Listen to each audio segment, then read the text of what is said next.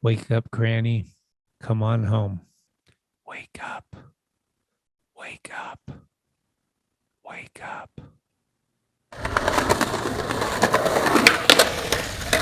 Hello, everybody. This is Schmitty with another episode of Talkin Schmit.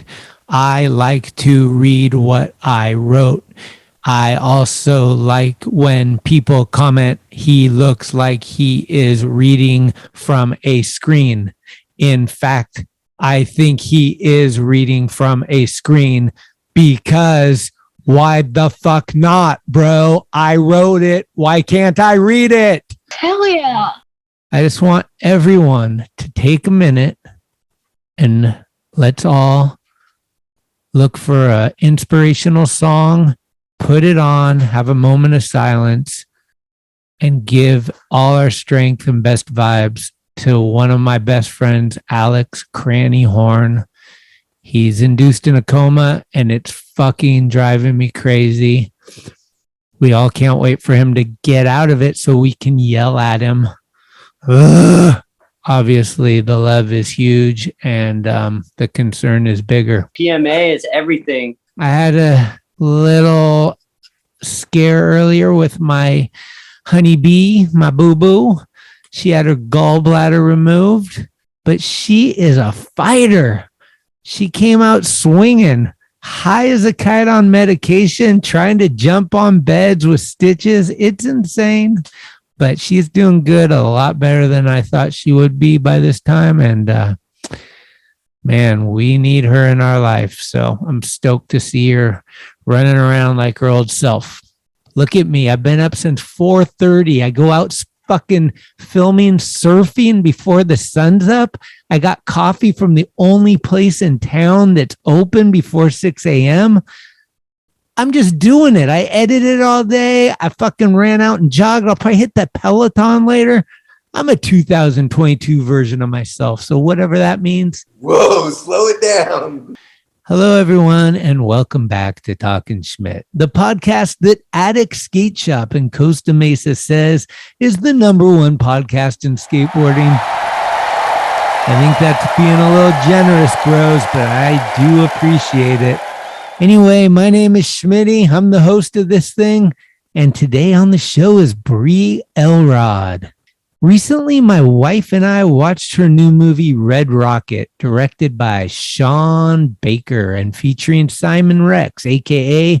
Dirt Nasty. This film was premiered at the Cannes Film Festival and has received Gotham Award nominations for Best Screenplay, Outstanding Lead Performance, and Breakthrough Performer, among other accolades. Anyway, at one point I reached out to Trixie and I asked if she had seen the movie, and she said, "Hell yeah, I loved it. That actress Bree Elrod is awesome. You should have her on the show." Well, my people sent out a DM to her people, and the next thing you know, episode 147 was created. Do yourself a favor and go watch this movie, Red Rocket. It's an indie movie and it is cool. It's raw. It's funny. There's sex in it. You know, Trixie did bring Waylon and they did leave the theater and he did say, "Mom, it was a good movie, but a little too much sex." Dude. That's all I got, kids. And now here's our guest. Well, my name is Bree Elrod. I'm originally from Topeka, Kansas. I'm now living in Brooklyn, New York. And you are listening to Talkin Schmit. Holy cannoli. It's cool. Like tonight is the night. Yeah. Big dog's in. Do we really want to be here? No, everything's changed. We on? Schmitty? Talkin Schmit. Talkin Schmit, dude. You gonna come out different. Shit my pants, lad. Your Rolodex is fucking deep. Holy shit. It's about the ones.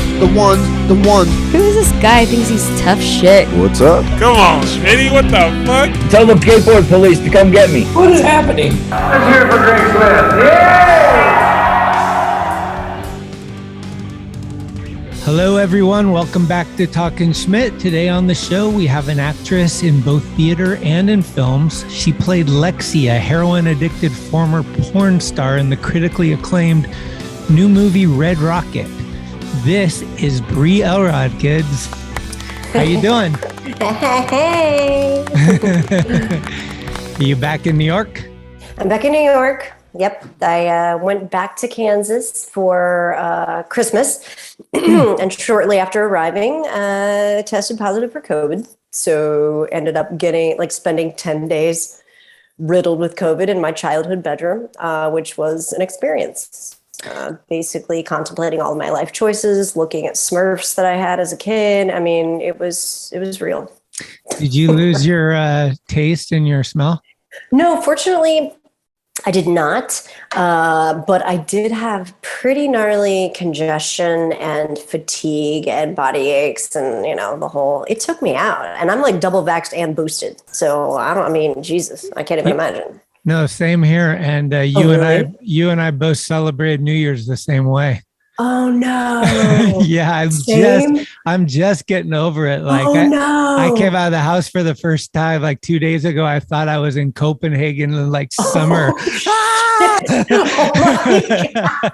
Oh fuck. Oh, yeah. I'm so sorry. No, it's kind of hitting everybody. Like it seems like everyone I talk to either just got it, has it, or is planning on getting it.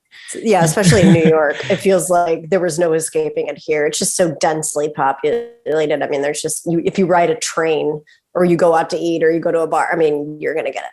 Right. So what was it like growing up in Kansas?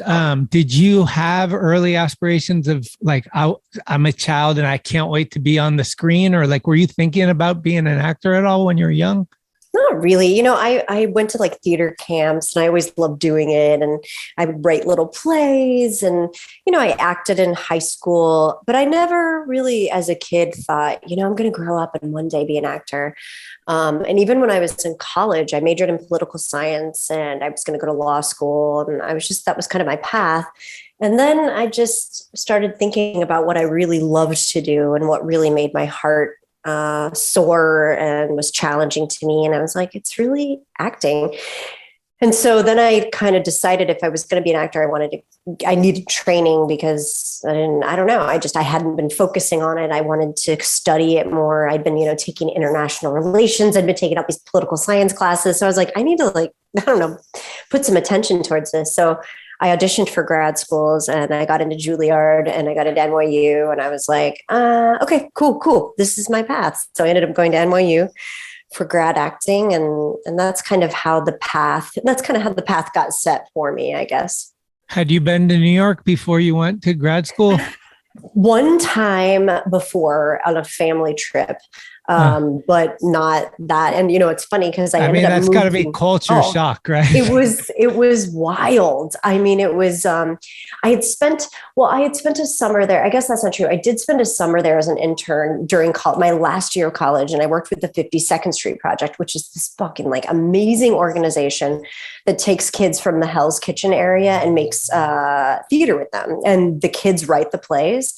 And professional actors act out the kids' plays. And so the kids sit on stage and watch the actors. I mean, it's anyway, highly recommend. It's like the best theater you will see in New York. Like forget Broadway. Like, I mean, I'm sure Wicked is amazing, but like after you're done seeing Wicked, see if you can find your way into the 52nd Street Project show because it will change your life. Anyway, so I did do a summer in New York. So I had a little bit of experience, but, being in school, being at NYU, being down in the Village, I mean, it was definitely a shock to the system.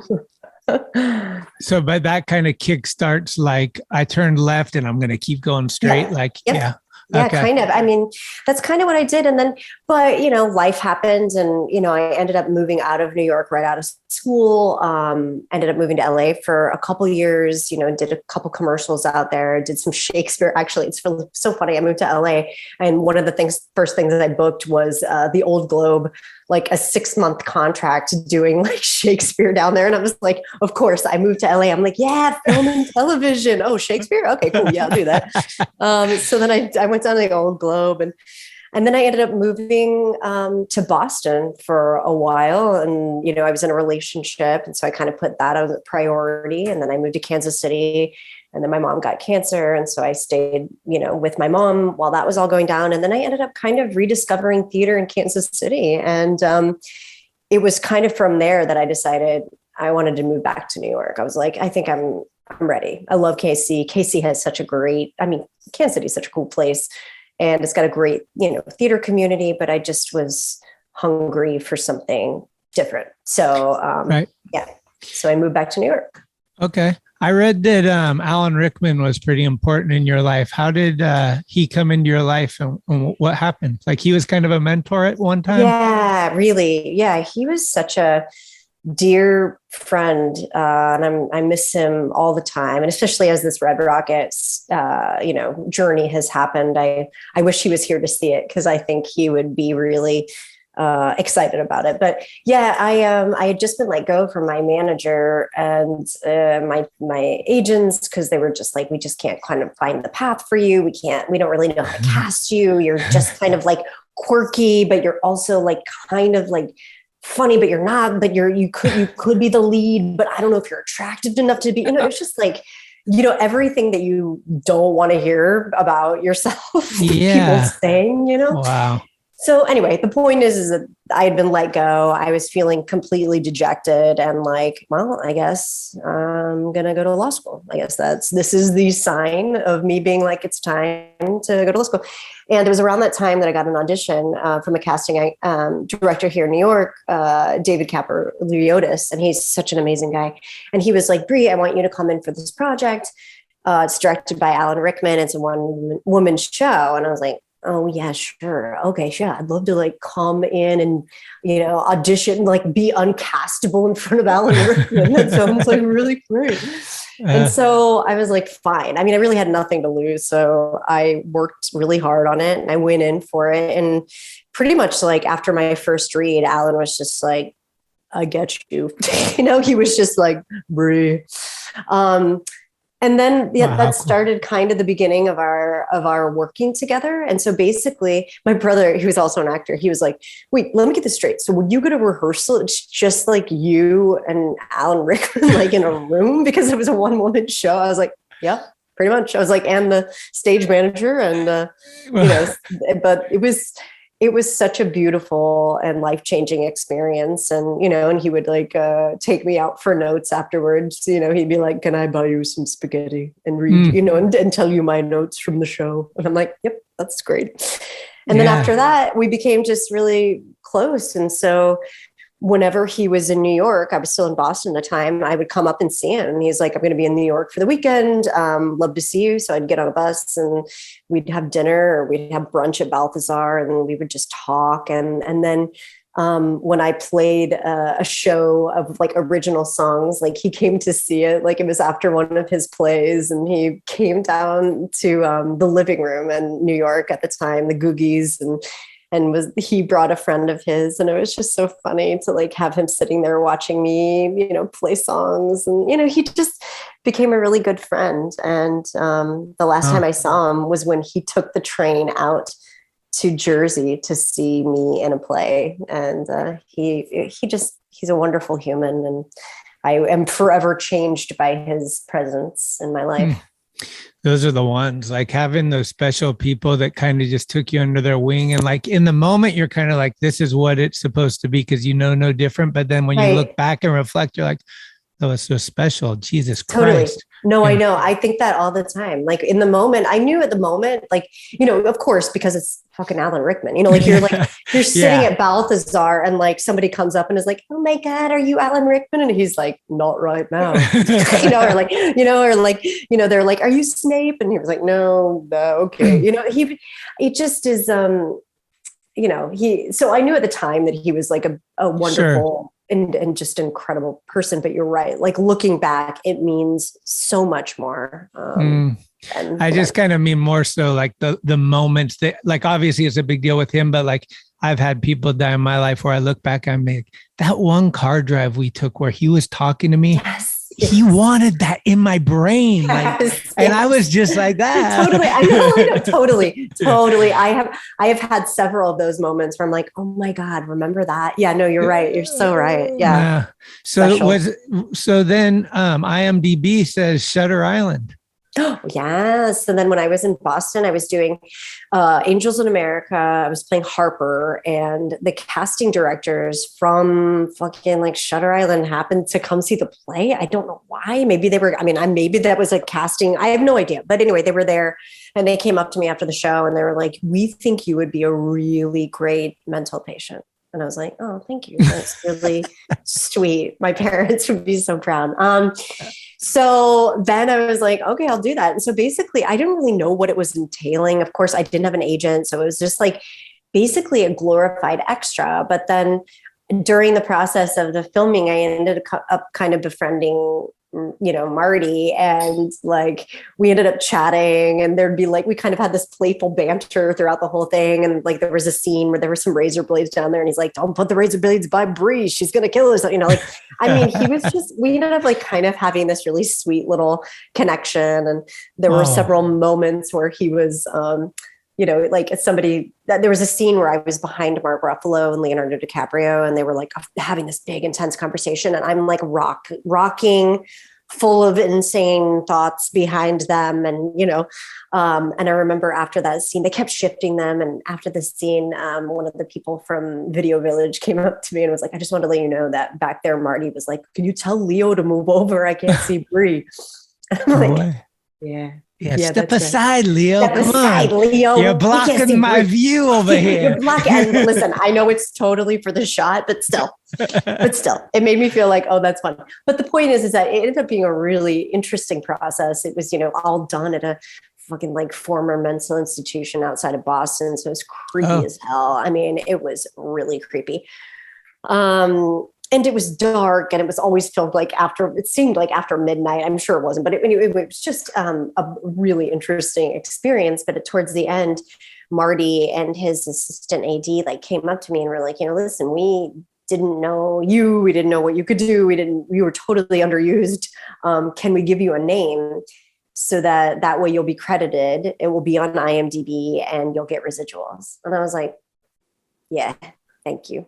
So it was really a very awesome, benevolent thing for them to do. So, now every once in a while I'll get a check that's like $20. It's like, oh, people in Germany are really loving Shutter Island this month. It's like, oh, wow, man, that's the pinnacle. I know. It really was special because they could have, they have so much that they're focusing on. There's so much writing on that movie because it's, it's such a high budget. They didn't have to do that at all. They could have just been like, hey, Bree, thanks for your time. But the fact that they gave me a name, which is like female patient, if you look it up on IMDb, it says female patient. Oh.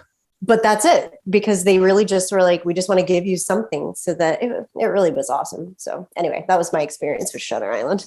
Wow, that's amazing. Just having that early experience with one of, if not the greatest, Scorsese, you raise the bar high, and then it's like, does that help you kind of have confidence in other roles and stuff? Like, I know Marty. I wish. Yeah. It's still nerve-wracking. Of course. Because my role in that was so small. I did have a really good time getting to know him, but it's not like, I did get to watch him work, which was so exciting to watch him direct Leonardo and watch him direct Mark Ruffalo and watch people around him be like, how should we move this? So I definitely felt like it was such a learning experience, but I don't feel like I went into anything else being like, well, I worked with Marty, so I can work with any, I was grateful. Well, let's talk about Red Rocket. How did the whole thing come up for you? It was filmed in the COVID era, right? During the pandemic? Yes. Right smack in the middle. It started after, or it started and then the pandemic started? It started after. We started filming after the pandemic was underway. Wow. So I was in a play in Portland, Oregon. I was doing a play there that had shuttered due to COVID. And they had said, oh, it's just going to be 2 weeks and then we'll bring it back. But so I ended up staying out in Portland for a while and just kind of on the hopes that it was going to come back. And I was like, okay, I'm back in it. And then, things got worse and it got terrible. And I was having all these existential artist questions that I have usually, but this time you add a global pandemic on top of it. And I'm like, are we ever going to be able to gather again, like in a community to watch art? Are we going to be able to it really was such a dark time. And it was during that time that I got a call from my dear friend, Samantha Kwan. And she is a producer on the film, an amazing actor herself, an acting coach on the film too. And she's also partnered with Sean Baker. And so she said, hey, Bree, we were going to film this movie in Canada. And it was like, it had all of these crowd scenes in it. And they were like, we can't do this. And so of course the word of the pandemic is pivot. So they're like, we're having to pivot. We're going to start working on this. We really want to start working on this kind of low budget passion project of Sean's that is kind of an offshoot of one of his earlier films, Starlet, which is a film that is about a young woman who moves to LA and gets involved in the porn industry. And there's a character in that who's Mikey, who Sean was fascinated by meeting a lot of the men in the industry and getting stories from them. And so he wanted to explore that further. And so anyway, she said, I just really thought of you for this role. And I would love for you to, put yourself on tape for this. And so they gave me a monologue that was not from the movie. It was from something else. And so then I just worked it up and put myself on tape and, submitted it a couple of days later. And then, a couple hours after I submitted it, Sam was like, yeah, Sean was watching it and was like, that's Lexi, that's Lexi. And so he submitted it to the other producers to kind of get, there, but it really just happened that way. And then it was kind of trying to figure out if that was actually really going to happen. One of those well, okay, now, but it's still a fucking pandemic. How are we going to do this? Safely. And honestly, I have to say, one of the coolest things about this is the fact that it was actually even made. So this whole year has been so beautiful and the icing on the cake, because I can't even believe the cake made it to the fucking oven, So I just, it's been amazing. So there were so many things against us, and we were doing COVID tests every day. We had a very small crew. I mean, I have a picture on my Instagram that's of basically the entire, and it's 10 people. Oh wow! Yeah, it was a very small cast and crew. So the film was filmed in Texas. Yeah. Did you drive down from Portland? Yeah. Well, so then as soon as I found out it was actually happening, I was like, oh, this is happening. Okay. I got to get back to New York. So I flew back to New York in the middle of the pandemic, double mask, full face shield, trying not to breathe. Stormtrooper. Seriously, I basically stopped drinking liquids, I think an hour before my flight, because I was I had read somewhere that the bathrooms were the places where people were getting it. It was somehow COVID was just hanging out in the bathrooms on the plane. So I was like, well, fuck that. I'm not going to pee. So I was so I basically got on the plane and just held my breath and my pee until New York City. And then I got off the plane and really, my friends were like, maybe you should wear a diaper. I was like, maybe I should. Anyway, point is, I made it back to New York. And then myself and Shi Ching, who is another producer in the film, who also plays the donut shop owner.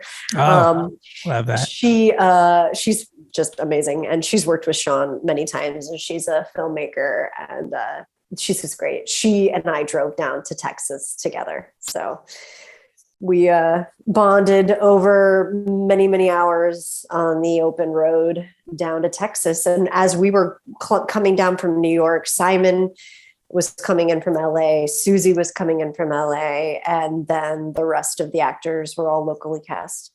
And did you have prior relations with these people? Did you know Simon or Susanna or any of them yet? No, not at all. So it's we're in a pandemic. I'm going to go be in a bubble with some people I've never met before. And who knows, we might film a movie. Yep.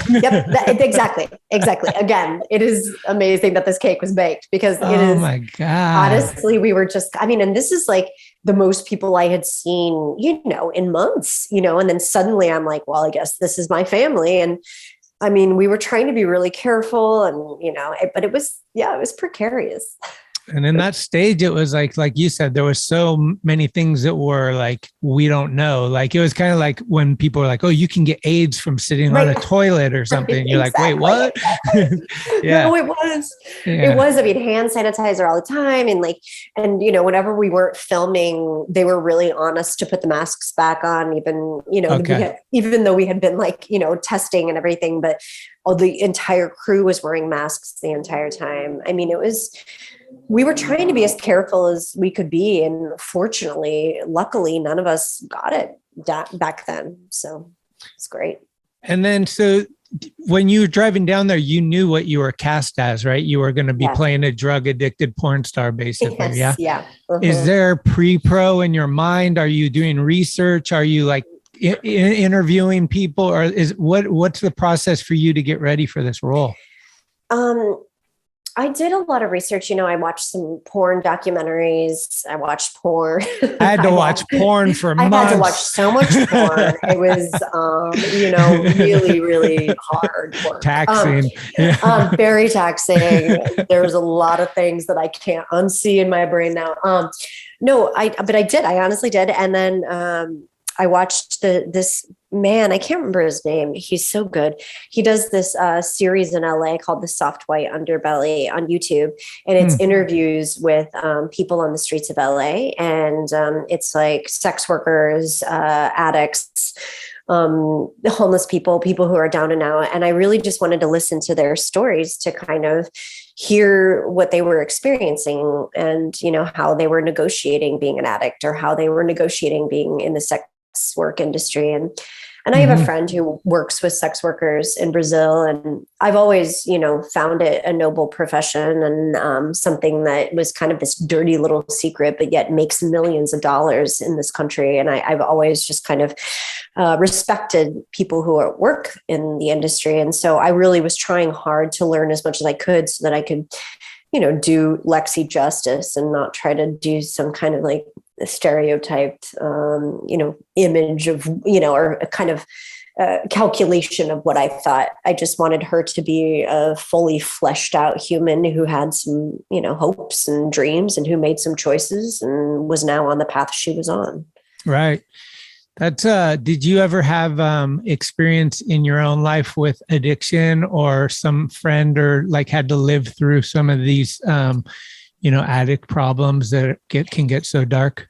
I've certainly known people who have struggled with addiction. And this year I lost someone who is very close to me from addiction. And, so it has affected my life. I wouldn't say that it's been something that I personally have struggled with, but I certainly can sympathize with the people who are in that world. And some people that we met in Texas City were also struggling. And so hearing their stories, and I think it was very important for Sean to point out one of the lines that Lexi has is after Mikey sees them chasing the dragon in the backyard. He says something like, like great life choices, guys, or whatever. And Lexi comes in and says, they cut her pain meds in half, because he wanted people to make the connection to the opioid crisis in this country, and that a lot of people get into addiction because of pain medication, because they're in chronic and constant pain and their pain medication is cut off and they find their way to heroin or another substance. And that sometimes it's the only way people can find relief from, crippling pain in their life. So I thought that Sean was very sensitive to that. Yeah, I was going to say, from my perspective, it's like a really raw look at this. And I think being an independent film gives you the opportunity to not Holly weird it up and make it cheesy or nothing. It can really feel like, oh, ouch. Like it felt so raw and good. So like good. That this is the way it should be portrayed. Oh, good. Yeah. I think that was really important to Sean. Everything about the world and the way it was portrayed. And, I think one of the most moving comments I heard during the festival circuit this last year was at a Q&A in Memphis. A man stood up and said, "This is my community.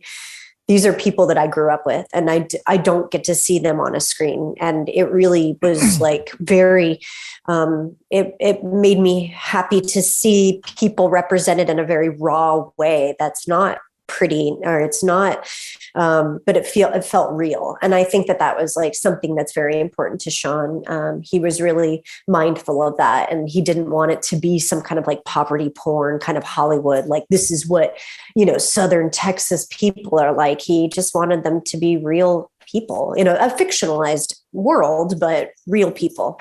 Right. Oh, okay. Is there anything, do you have to like do special gym work or anything to get your body into a certain look for this type of role? No, I mean, fortunately, my genetics are such that my mom gave me some really nice arms. But I definitely will say that when I found out that I had to be practically naked naked, basically, I did up my gym game. I mean, at the time though, gyms weren't open. So I was like, kind of like Rocky Balboa, going out into the parks and like doing like push-ups on park benches. And I'm not kidding you. I'm like, I have 3 friends and we were doing like park workouts. So I will say that I did up my game a little bit, but I didn't, I wish, honestly, I wish I could have like hired a personal trainer to be like, yeah, I'm going to get ripped, but I couldn't afford that. And when I found out it was happening, I had like 2 months. So I was like, I gotta go. Right. But yeah, that's what I did. Personally, like from a personal perspective, what do you think it is that draws us to these toxic relationships? Is it like the mother instinct in us that like we can fix it, like, or like nurse, like I need the help? Like, why are we drawn to these like, disasters kind of a lot of times? Do you mean drawn as in like personally people, why are we drawn to be in them, or why are we drawn to watching people? No, like the character, like being drawn to Mikey and laying him back, even though like, man, I hate you, but I kind of love you. Yeah.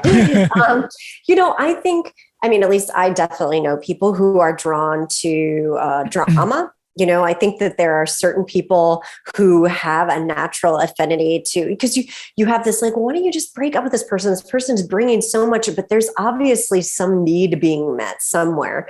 And so I think that the thing with Lexi and Mikey is they have a familiarity. When you grow up with someone, like, they're definitely, I had a friend who was in a relationship with someone in high school who was completely toxic for her. But at the time it was like, you didn't really know. And like, they somehow just kind of worked. And so I think that's kind of with Lexi, there's something about Mikey that she's like, oh, I hate this, but also it feels like home, and I don't know why that happens, but other than I think there's just something about that person. And it also is what creates the insane chemistry. There's like this kind of like chemical thing when you see this person where you're like, oh, I hate you, but I also really want to fuck you. It's like, I think that exists in a lot of relationships. And I think theirs is just one that you're just like, and I hope what people see is like, what the heck? Oh, I get it. That's kind of what I hope, is that like people are like, oh, Lexi, what are you? Oh, okay, I can see this,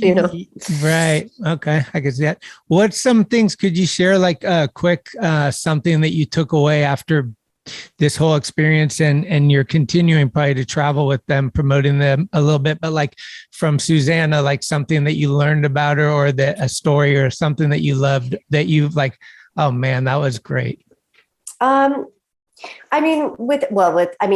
Everyone in the movie, I have like a specific, like fun memory of. And with Susie, we didn't have any scenes together really, except for that one donut shop scene. And so we hung out a few times in Texas, and Susie had Simon and I over and made us this like really good lasagna, and it was so much fun. And we just kind of bonded and laughed. And, it was, I was lucky that we got a chance to like spend a little bit of time together, but it really wasn't until I saw the film that we both were able to be like, oh my God, that's what you were doing the whole time. That's what you were doing the whole time. And, seeing her, play that song that I knew she was working so hard on and seeing it on the screen, because I hadn't heard her practicing or anything, and seeing it on the screen, I was just blown away. I mean, my eyes are just like filling with tears. I was so proud of her for being so vulnerable and so, because that was filmed maybe like the second day of shooting or something. Like that was not like, okay, we all have gotten to know each other and now it's time to strip down. I mean, like it was really like, we have to film this now. We have this house for this day. Let's do this, and I just was Susie was so brave, and, I really, but that, and then with Brenda, the woman who plays my mom, I mean, so many moments that are just like etched into my memory. She is like gold. And, in between takes, she was just talking about all these different stories. And like, I'll never forget the moment where like Simon walked out like naked, and like her reacting to it. Like, cause they were like, okay, now Simon's going to like walk in and not have any. And she's like, okay, well, I've seen some cocks. I'm okay. I'm like, I mean, I was just like, oh my God, this is so amazing. And she just was like, added so much to the experience. And I mean, and Britt was so cool. I loved hanging out with Britt, who plays June. And I mean, I feel like there are so many beautiful moments. I mean, of course it was hard work. I mean, this was not an easy shoot. It was not like, oh, this is just, no, I mean, it was really hard, but there were so many moments that had so much levity and joy and heart in them that I will forever hold close with me as I move into the next, chapter of my life. My wife and I really loved the part where Mikey's taking credit for all his best oral scenes. He's like, what? I gotta perform. Oh my God. Yeah. He's like, I'm basically pushing her head on me. Like, oh my God. Well, and that's like that was taken from an actual conversation that Sean had with the male, with an adult film star who said that. So that's like pretty much almost verbatim from someone that he knows. So yeah. And now, another first impression from the director of Red Rocket, Sean Baker. So Bree Elrod was suggested to me by my wife and producer Samantha Kwan, who told me that Bree Elrod was the best actor she had ever met in her life. I was incredibly intrigued by that. I asked Bree to do a self-tape for me. I did not have a script at that point, so she chose the Arlie monologue from Marcia Norman's Getting Out, and I could tell in 30 seconds of watching this self-tape that she had what I needed. And I was incredibly impressed. But what's more important is that every day, every scene, every hour she delivered and continuously impressed me. Her instincts are on point. She is incredibly funny. She has such range. And I consider myself blessed to have worked with her and look forward to working with her in the future. I am giving away a free skateboard deck, Slave Warpig. All you got to do is make a post, photo, a video clip, anything you love, a Danny DeCola. Post Danny DeCola on your Instagram. You can even write Danny DeCola, screen grab it, post that in there. The most important part is hashtag in your caption, win a Warpig. That's hashtag win a Warpig, and you will have a chance to win that deck. So these are the kind of emails I get from my father-in-law. Right now, I have a batch of jerky in the dryer. The packets you gave me were for 5 pounds of meat each. The best I could do was 3 pounds. When Cheryl drops off the honeybee, I'll be sending 0.006 pounds with her, enough for 5 minutes of enjoyment. Take care, Al. Looks like I got 5 minutes of jerky time on the airplane out to Hawaii. Head on down to your local shop. Ask Blood Wizard Skateboards. Or visit bloodwizard.com for all your conjuring needs. Tickety-tack. There was a handful of people that they actually brought in, just local people that had never acted before to be like extras in parts of the movie. Yes. Yeah. They were amazing. I mean, everybody was so game and everyone was just so open. And I am like still completely in awe of the performances that all of them did. I mean, like Ethan, is a cook at a restaurant, and, Sean found him, and he, has a very large role in this film. I mean, he plays like the neighbor best friend. And I mean, he's so good. And that was his first role? That was his first role. Wow. And Britt, who plays June, that was her first role. Brenda, who plays my mom, that's her first role. I mean, everyone was so, Brenda was found outside of a porta potty. Sean had to use a porta potty outside of the refinery, and her truck had died. And so she was standing outside of the porta potty, like with a cigarette, and was kind of like, can you help me jump my truck? And Sean's like, do you want to be in a film? Wow. And she's my mom, so like, it just That's kind amazing. of was serendipitous. I mean, the way that things, and then of course, like the ultimate Hollywood story where Sean sees Susie across the way at the arc light. He just was going to see a movie, and Susie was like walking in the door as he and Sam were walking out. And he was like, she's got something that's, really special. And she does. And he went up to her and was like, I'm Sean Baker. I did the Florida Project. I'd love to you. And that was 2 years before this. I mean, so that was like, he just knew he wanted her in something. He didn't know what. And then, this ended up happening, and she's freaking brilliant, so, it really is kind of a marriage of, experience levels. And I mean, I would say Simon has the most experience, out of all of us. He has the most film credits, the most he was the one who was constantly reminding me, like, Bree, this is like such a really cool experience because we're improvising on film. Like, this is being shot on film. This is expensive. Like, this is not like, oh, you can do as many takes as you want. We'll do 500, whatever, till we get it right. I mean, this is film. So really it was it required a certain concentration and because we couldn't do a million takes. So, right. It was great. Huh. Did you have to hear a lot about Scary Movie 3?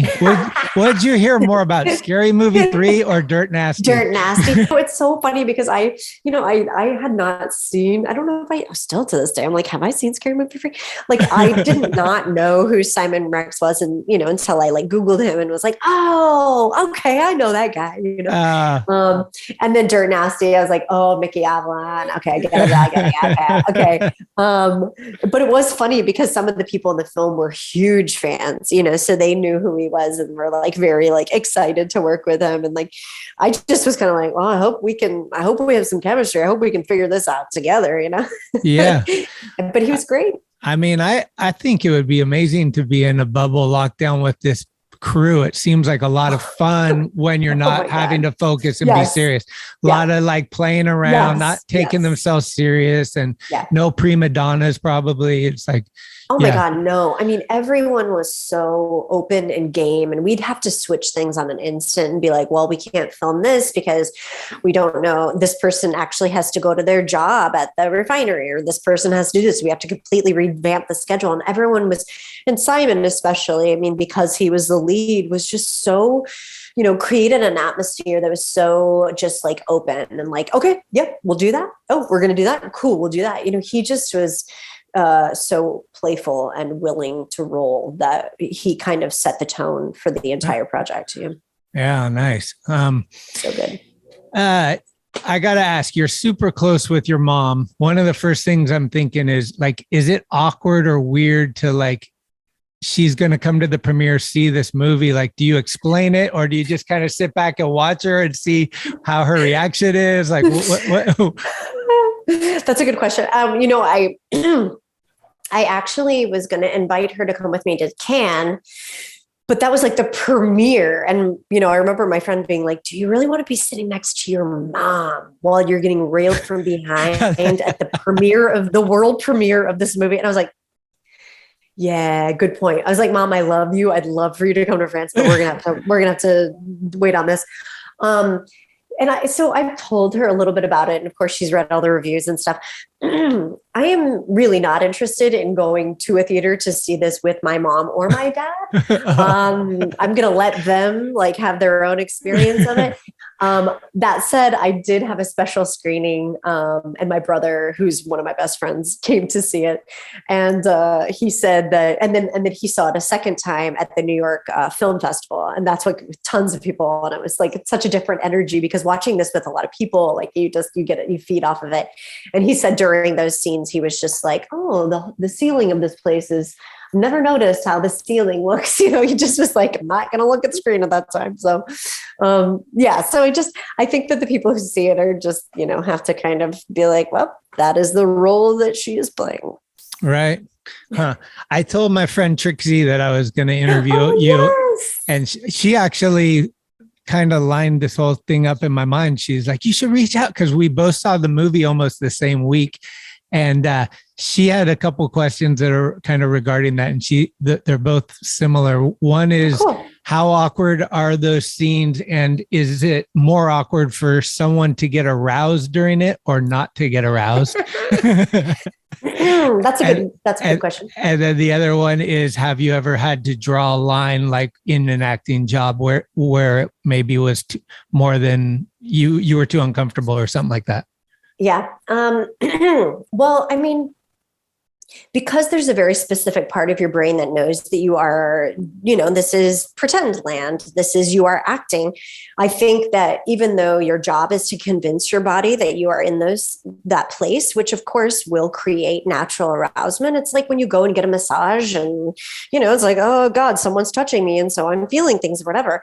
Like sometimes that happens. So it's like a natural human thing. But I think that the challenge and the skill of an actor or what your job is to kind of try to ride the line where you're overriding some of those, but also in the moment, and so I would not say that, I can't speak to Simon, but, I think that we both were very professional and we both were trying to be very mindful of each other's feelings and like, and our scenes also were so playful and animated that it was less of, slowly taking each other's clothes off and having these moments, it was more just like we're in it mid-scene kind of moments. And so they were all talked about in depth before we entered into those. And Sean, largely the goal is to tell a story. So like, how does the scene in which we're in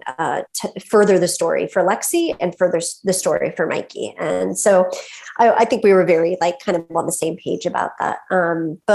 Yeah, I guess, I haven't done a ton of film and I haven't done a ton of like scenes like that in film. So I can't really say much about that. I did a play once and there was like a scene in the play in which there was kind of a simulated rape and I didn't feel that we had talked about it enough. And I felt like the director was kind of just like, oh, just go, feel it out, and I think that's the problem that we're running into right now, which is why there are intimacy coaches and intimacy coordinators on sets and for, television and for plays right now, so that there is a safer environment. So it doesn't feel like just like, oh, go improvise. It's kind of like, are you comfortable if I touch you here? Are you comfortable with this? Because it is touchy and it can be triggering if you've had any kind of like a history of sexual assault or, I think that it's a delicate balance. And so I do think that it's important if actors can speak up, if they're uncomfortable, it's ideal, but sometimes people don't. So that's why it's nice to have a coach who can be like, I will speak up for you.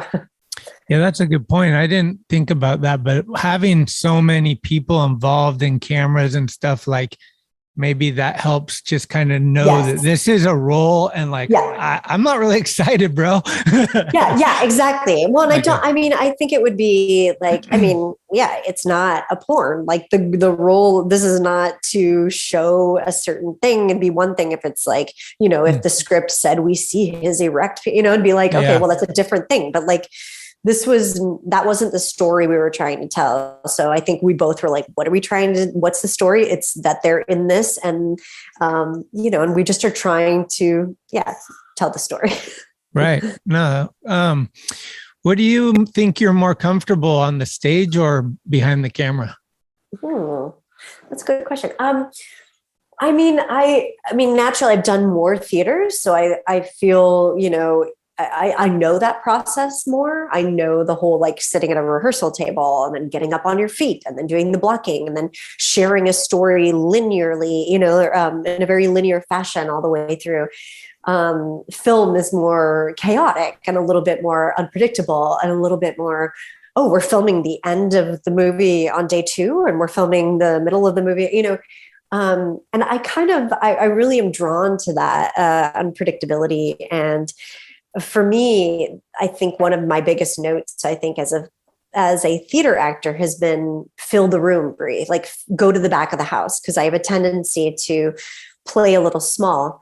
And I think that helps me for film because with film, you're able to just be, you're mic'd most of the time. So you're just able to just talk like this, like I'm just talking to you. It's like you don't have to. Whereas when you're on the stage, you can't do that unless you're in a black box theater. You have to use your diaphragm. You have to use your instrument in a completely different way. So it is like filling the back of the house. You have to, and even if you're mic'd, you still have to be supported. Whereas I think with this, it's like that intimate scene with Mikey and Lexi in the bed. I didn't have to worry about projecting so that, the people in the back would hear me. They need to be able to hear about my son, like, no, I could actually just talk like this. And, so I kind of enjoy the freedom of not having to negotiate the physicality of what it takes to be a theater actor. But of course I love theater. So yeah, I like them both. What would you say, Telluride or cans? Oh, geez. Do I have to pick? Cannes was like just a dream. It was honestly like so surreal because it's the French Riviera and our movie premiered on Bastille Day. So it was like fireworks were going off that night. We had champagne and Spike Lee stood up after our film and was like, good job, guys. And I was like, oh my God, Spike Lee is saying that he loves our film. Can't. But okay. Telluride was awesome because Telluride is so beautiful and laid back and it takes so long to get there. It's hard to get to. And everyone, it's like walking around and there's like Benedict Cumberbatch, like in a straw hat, just walking down the street. You know what I mean? So it just feels like it's less, I don't want to say pretentious because I didn't feel like Cannes was stuffy, but it just has a more laid back Colorado, like mountain vibe. And I grew up in Kansas. And so like, I grew up going to Colorado for spring breaks and stuff. So I love Colorado. So I don't know. I'd say they're two different experiences completely, but there is something beautiful about Telluride and like the venues, like one of the venues is outside. And so you're watching this new film and there's just stars all around and the shadowed mountains. It's unbelievable. So yeah. Both are magical, huh? Magical. I know I don't know this, but I looked on your Instagram and you tend to have cowboy hats on occasionally. I'm wondering, cowboy boots or heels? Cowboy boots. Boots. Yeah. I just like, I like the way I like walking in them. I like the way they make me walk. I like the sound of a cowboy boot. I like the way they look peeking out from jeans or under a dress. There's something. And I love my red cowboy boots. I found a pair of red cowboy boots that happened to be in my size at a Kansas City thrift store or antique mall years ago. And to me, they are my ruby slippers. That's what I call them. Is there any roles that have come out of this that like people are hitting you up now since this performance or like, opportunities? Yeah. One of the biggest things that came out of this is I ended up getting a manager, two managers that are fantastic with anonymous content, and they are such an incredible company.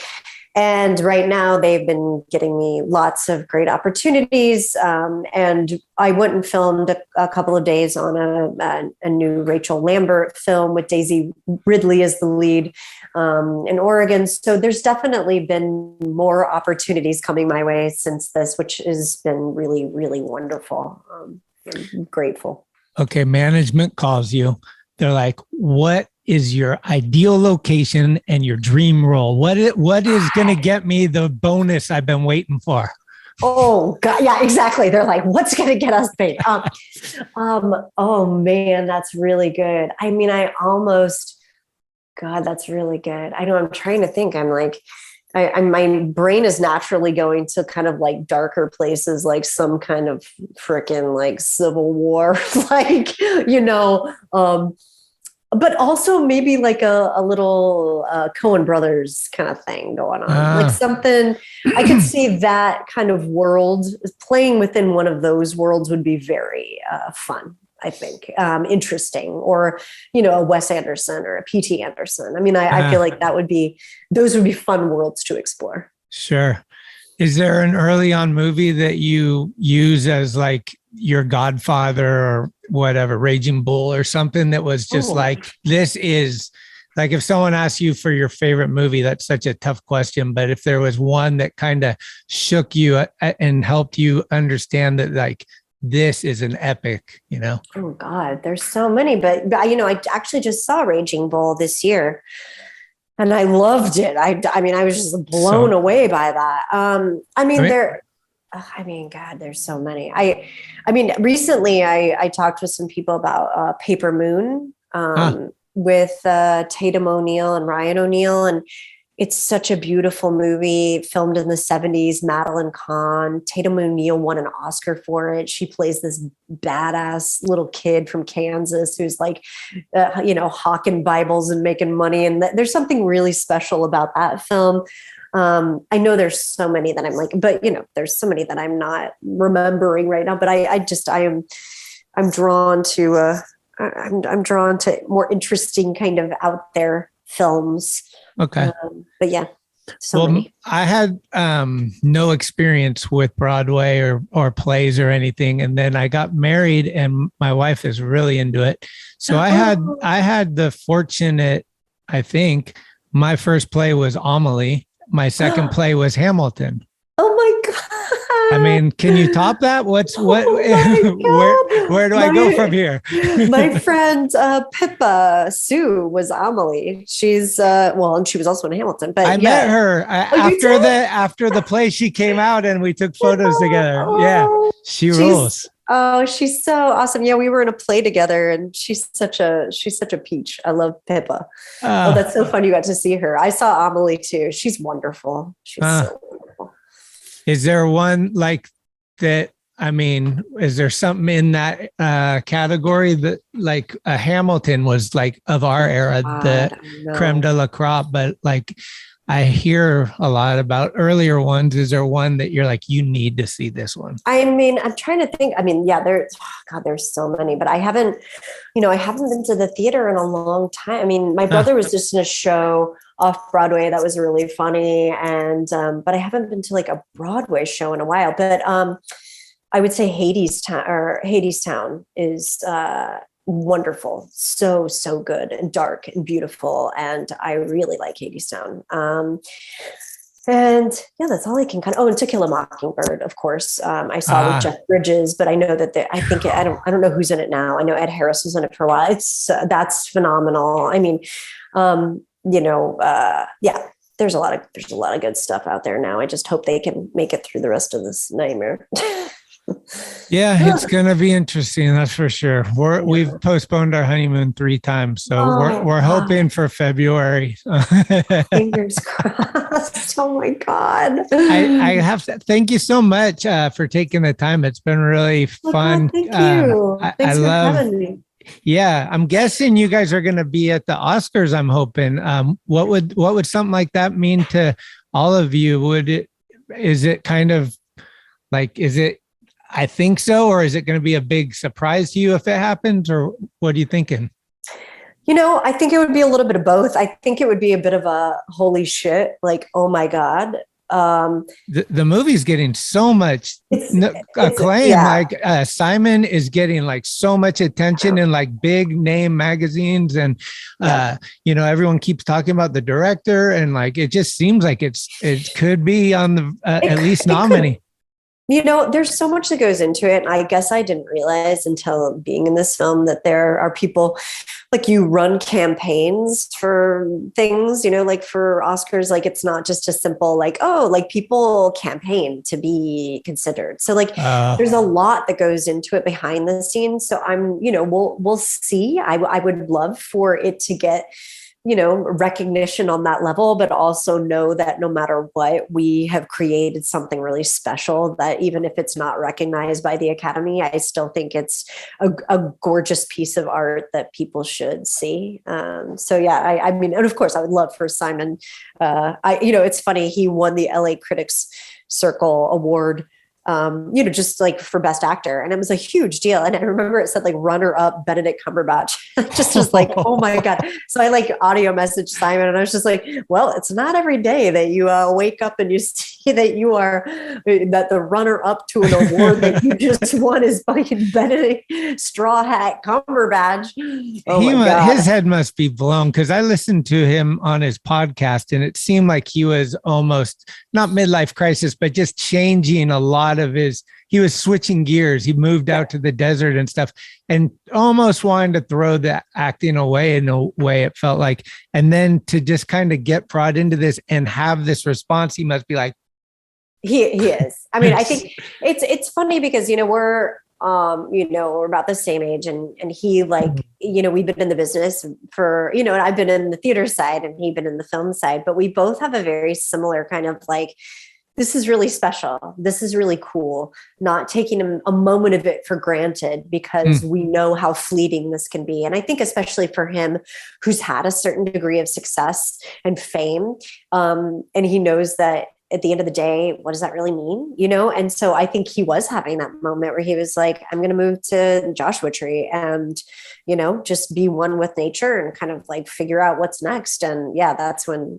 Sean came a knocking, and this hopefully maybe has brought him back into, and I hope people really give him some amazing opportunities to show off more of his incredible acting ability, because I think Simon is such a gifted actor, and this is just the beginning of that, I hope, of him sharing that. So okay, excellent. Well, thanks so much for sharing. Oh, one last thing I forgot to ask you. Coffee, how important is it to you, and what's your go-to? I'll tell you, love coffee. And I have to say that during the pandemic, when I was like stuck in Portland, I started doing these like morning coffee, like meditations of just like were helping me like keep track of days, helping me keep my sanity. And so it's funny because I have kept doing them. Like they have now just become part of my routine. So on my Instagram, I like take a picture and I put a song with it. And that's kind of how I start my day. And it's really funny. One day I didn't do it. And I had some people reach out to me and be like, where's the coffee photo, like music thing? I'm like, oh, I didn't know anybody was, and they're like, we love that. Like that's how I start my day, is I'm like, what's Bree listening to? Or like, what's going on? And I'm like, oh, okay. So, I feel very lucky because my mom through the pandemic has been sending, this delicious coffee from my hometown from PT's Coffee. And it is called the Flatlander. My brother likes the Flying Monkey, but I like the Flatlander, and it is so good. And it gets me going. And so whenever she sends me a little care package that has it in it, that is like so awesome, because I get to have like coffee that makes me think of my mom, makes me think of home, and just gets me going. And yeah, we're big fans of coffee. Every day I go down the street to Phil's and I get a thing called the Daily Alarm. It's great. And what is it? It's just their own coffee. I think it has a little bit of hazelnut, a little bit of maybe nutmeg. I can DM you the exact things, but I'd love to know. Yeah, they're a local SF, kind of like Stumptown to Portland. Oh yeah. Uh-huh. Yeah, kind of like that. But so I'm just almost, I don't want to be a coffee snob, but I want to be kind of a connoisseur of coffee. I same way, same. I mean, I put milk in mine, so I'm sure already people are like, well, that's not coffee drinking, but yeah. No, I'll put a little, like I do coconut milk, almond milk. I'll Ooh. try different ones. Everyone's into oat milk right now. I'm not really into that one, but Me neither. yeah, I can't a quite get on the little milk. bit of cream to just lighten it up. Yeah. But hey, I just want to say I appreciate you so much, and good luck to everything. Hopefully it all works out for you guys. I want to see you guys at the Oscars. Oh, I hope so. From your mouth to the universe's ears. Rubbing shoulders with Leo and Marty. Oh, yes. Here we go. Take care of yourself and be safe and healthy. It's hopefully the light at the end of the tunnel is getting closer. God, I hope so. And I hope you guys can go on your honeymoon. Yeah, me too. Cheers. All right, take care. Thank you you so much. Bye-bye. Bye. Thank you for listening to another episode of Talkin Schmit. You can subscribe to the show on iTunes, Anchor, Spotify, or anywhere you get your podcasts. When you subscribe, you'll get notifications every Tuesday of new episodes the minute they become available. Also, please leave reviews and a 5-star rating. It's the best way to help the show grow. All of the episodes will always remain free, but if you would like to help support the show, you can do so at talkinschmit.com, where you can pick up some merchandise like t-shirts, beanies, hats, and stickers. The website has an entire archive of all of the episodes, with extra photos and videos. Email us with any suggestions, comments, or ways that the show may have improved your life at talkinschmit@gmail.com. All interviews are conducted, edited, and produced by Schmitty. The intro music is Mary's Cross by the band Nature. A very special shout out goes to the executive director, Cheryl Camisa. Shout out. This is Talkin Schmit, where the Rolodex is deep, but the conversation is deeper.